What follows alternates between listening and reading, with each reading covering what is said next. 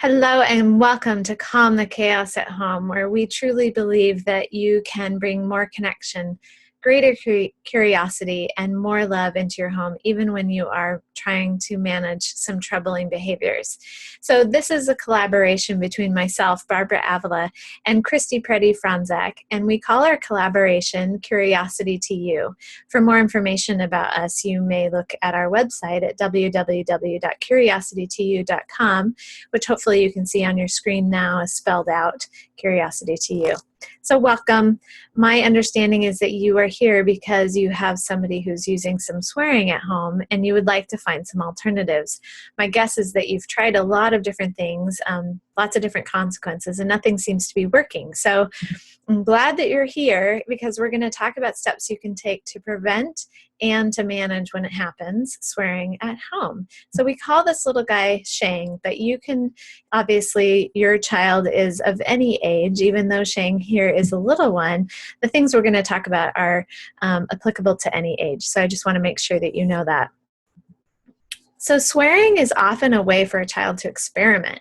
And they might be experimenting with conflict, how to argue, but they also might be simply experimenting with emphasis. So a lot of us use swear words to emphasize when we're feeling really exceptionally frustrated, or when something really hurts, for example, or when we're trying to tell a story and we use swearing to help the story. So I have to laugh a little bit. I think of little kids who are using this when they're first learning language and they're experimenting with the S word, for example, or something like that, that it just sounds so funny coming out of a really little kid.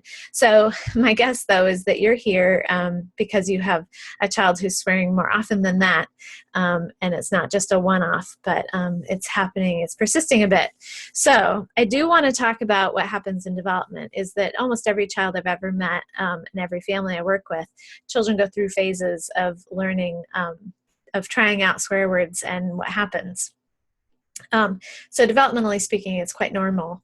And children may use swearing to gain attention or to control a situation because it's pretty predictable what people around them do when they swear.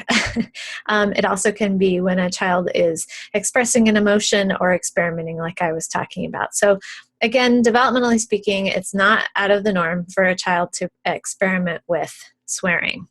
But you must have a child who is swearing more often, and swearing can change to more acceptable words.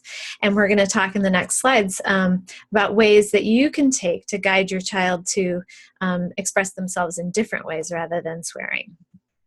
So step one, first and foremost, you always want to look at the obvious reasons for swearing and make sure that you rule those out first. So one, is there a medical reason for their swearing?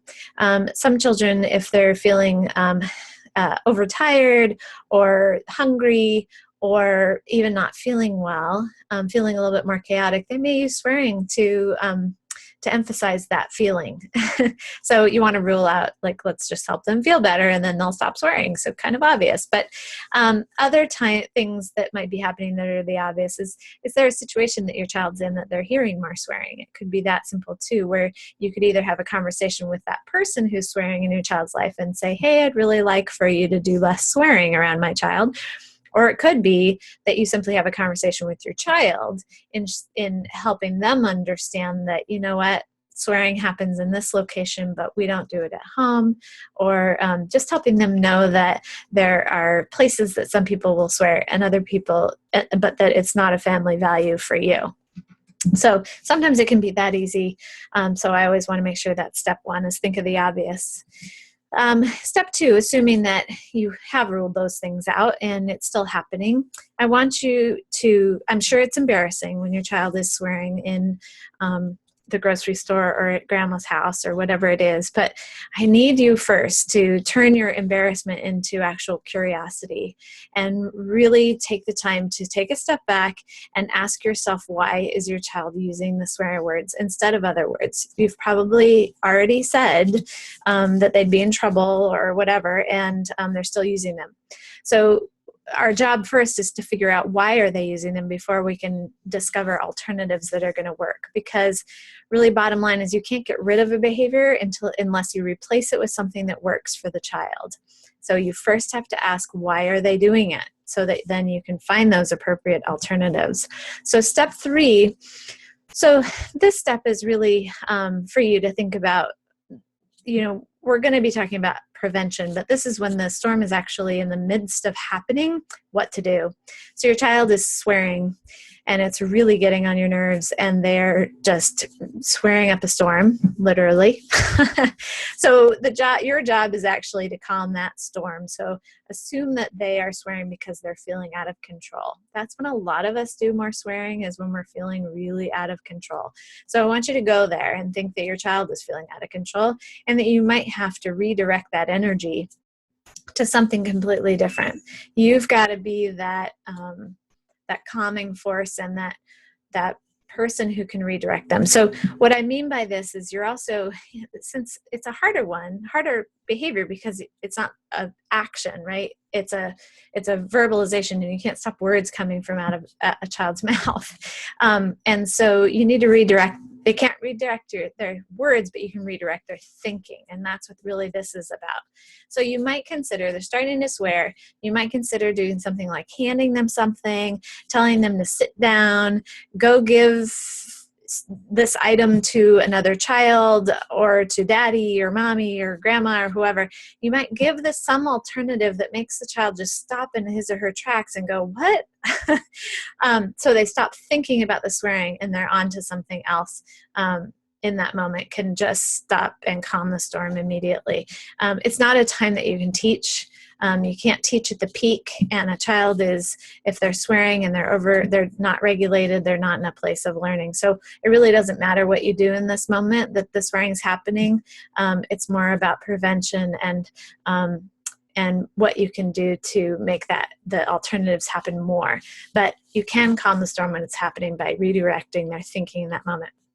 If you were to say, stop swearing, they're still going to think about swearing. So that's probably not going to work. So think of something completely different to redirect their thinking. So step 4 is modify the environment. And when I say environment, I mean the direct, immediate visual environment, but it also may be your schedule, and I'm going to explain that. So you might modify the environment to address the reasons for swearing. So if your child is swearing because the environment has gotten overstimulating, you might simply decrease the stimulation that's going on. So if you find that your child is especially prone to swearing when your house gets exceptionally loud, you might consider turning off the TV at those times that you know that's going to happen, or turning on soft music so that everybody kind of relaxes a little bit, so that your child doesn't escalate to then use swearing. Other reasons that children might use swearing, though, that you can modify the environment when I mentioned the schedule, is you might have to plan for, which we're going to talk about in a minute, but you might have to plan for times in your day that you can practice. Maybe your child is swearing to be funny, for example, and there's a lot of kids who do that and think that it's just hilarious to use swear words. And so you may have to modify your schedule to offer times where you can tell jokes or be funny in other ways, or experiment with how to get somebody's reaction in other ways besides swearing. So think of modifying the environment not just as modifying the direct environment, which is often something that can help, but also in modifying your schedule to make time for experimenting with other ways to get other people to laugh or to express emotions and things like that. So swear words are really great trigger words for a lot of people. They make your blood pressure boil right away. And some people, it doesn't matter. But my guess is that you're here because they are triggering you. And so I'm going to ask for probably feels like the impossible, but I need you to figure out a way to hear the words and just have them be words, because that really is all they are. And in order for you to make change, you're going to have to not react to that word anymore and have it just be a simple word that you need to give your child alternatives for. So that's a huge request, I know, but in that moment when they say the F word, you may have to, so say you think it's funny. That also can be a trigger, because if you laugh, you're going to actually make it happen more, because they're going to think they're being funny, right? But if you react, don't do that, and they get this big, huge reaction, they might think that's funny too, and it might continue it also. So just being neutral, it's just a word, no big deal, is where I want you to be, actually. And so if that means that you need to do some deep breathing, if that means that you need to take care of yourself so that you aren't in a rush, those kinds of things, do whatever you need to do to not have those words be trigger words for you. So step 6. So again, these words that they're saying are really just truly words. And so I want you to think about taking the sales out of the words. So taking that trigger out of the word, basically. So this is a time where I would love for you to actually take your child aside when they start using swear words and actually write them down. I know that sounds crazy. I had a psychologist give me that recommendation early in my career when I had a child in one of my classrooms who would come in and stand on the middle of the table when class was just starting and just be belting out multiple swear words, and I was so lost as to know what to do. And she recommended this, of taking the child out in the hallway, sitting down and writing down the swear words on a piece of paper, and taking the sales out of the words and making them not so scary, not such trigger words, not so off limits, that it just, anytime he wants to come and write them down with you, he can. And it worked so incredibly beautifully. I have used it with so many families since, when this is an issue, and it has worked almost every time. In fact, I can't think of a time it hasn't worked. So really, they are just words. Take the sales out. During that time that you're sitting down is also a time that you can be offering alternatives. So you might say, well, this is a word, the F word actually, just means this, or the S word is actually when we poop, and so that's kind of a silly word, but you can use, so as an alternative, you can use poop, and then it becomes funny, or you can use ouch if it's because they're hurt or something like that, or help me, is going to be even more successful to have somebody come and help them in that moment. So anyway, giving alternatives, you can also, in that same conversation, offer those alternatives in visual format is also always going to be helpful. So writing out the alternatives too is great. So step 7, so celebrate successful use of those alternative words. So like I said, you're going to need to plan for those times for trying them, but you're going to have some kids who just from that initial conversation, they start using some alternative words. Well, make sure that you spotlight that and you let them know that you're proud of them for using those alternative words. Less emphasis on the using the swear words, more emphasis on the using the appropriate words. You're going to have better change. So step 8, I want you to assume positive intent.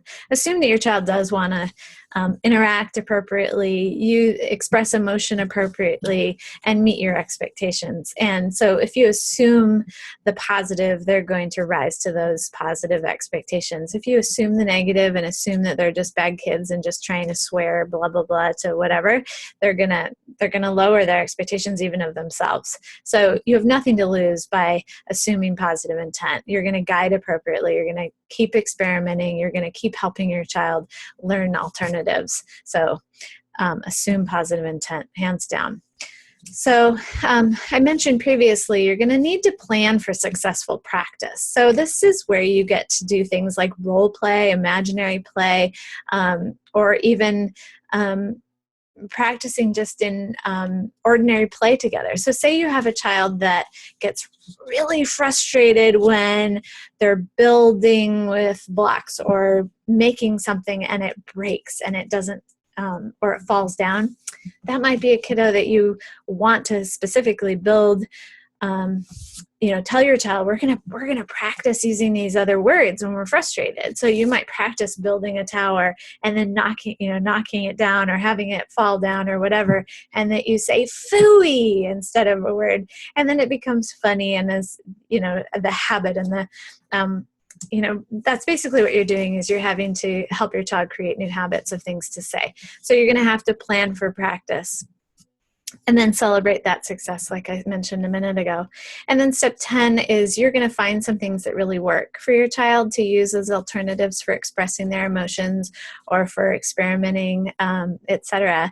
And I want you to make sure to practice those not just at home, but in multiple environments. So if it's something that's happening at the grocery store, go practice at the grocery store. Plan for it. Plan for success so that you're right there helping your child use alternative words instead.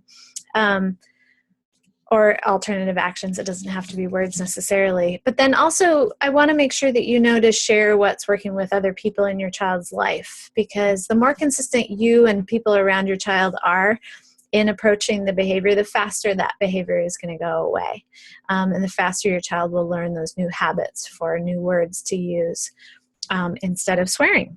So there you go. So that was swearing Sheng, but make sure that you know that there are a total of 6 video tutorials that we have on different behaviors that you might be experiencing at home.